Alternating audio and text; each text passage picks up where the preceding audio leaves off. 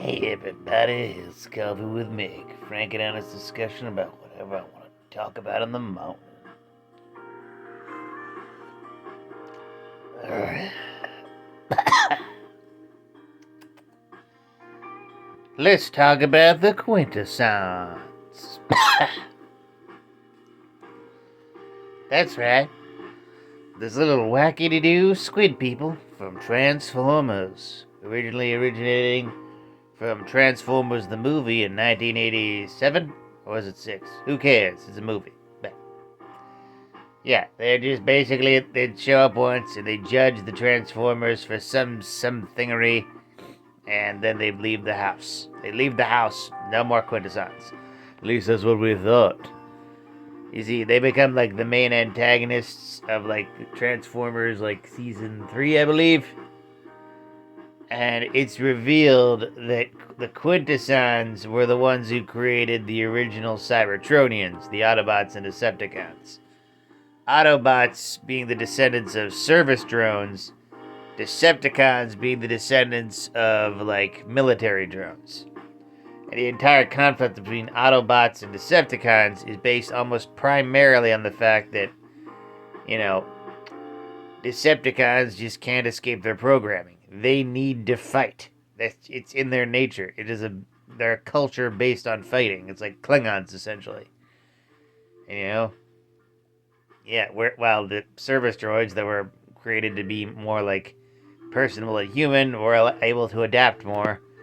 Like the Decepticons, who were made to be like war machines, they just want to make more war, even though there is no war to be had.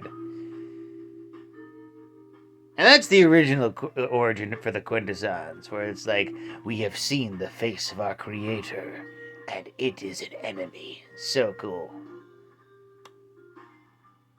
Then it was revealed in the comics later that they're just a different race of cybernetic beings created by Quintus Prime, who feel abandoned by Quintus Prime, and they hate the Transformers. And that's pretty much it. You know, they're just evil squid people.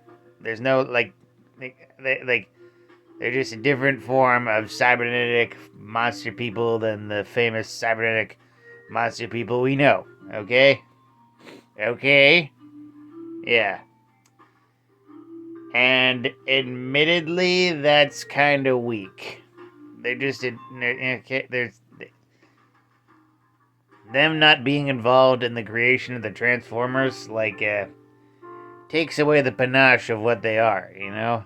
They're like just these eternal, like, weapons and, like, makers forever. In one episode of the Transformers, it's revealed that they were supplying weapons to, like, both sides of a conflict. You know, raking in the money for both of it. Yeah. Basically like a sci-fi Halliburton, if you want to get fancy. Yeah. Season 3 of Transformers G1 was vastly underrated. Kids viewed that the same way that He-Man fans viewed Masters of the Universe Revelation, which was also not a bad show. It was just people were not ready for it yet. Yeah, that's my opinion of it. But yeah, by making them just regular evil squid people, it takes away a little bit of the panache. Don't get me wrong, I love Transformers 1. You know, the Quintessons weren't even like the real villains in that. They were more like the shadow behind the villain that was Sentinel Prime, who screwed over the other primes. And also wasn't even a prime. Yeah. Yeah.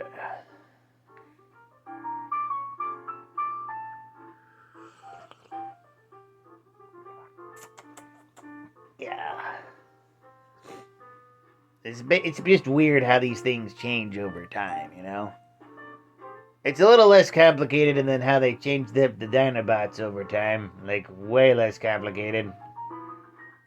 Like, the comics, it was just like they were sent back to Earth way earlier than the other Transformers, copied dinosaur forms, and got crazy. And in the G1 cartoon, Optimus Prime got a wild hair up his ass one day, said Wheeljack, said, "Hey, make me a sassy T-Rex boy." Yeah, and then he did. Yeah. A lot of weird lore changes with Transformers, and Quintessons are just one piece of the pie. I hope you enjoyed this minor trip down memory lane of Transformers history, and I hope you have a morning.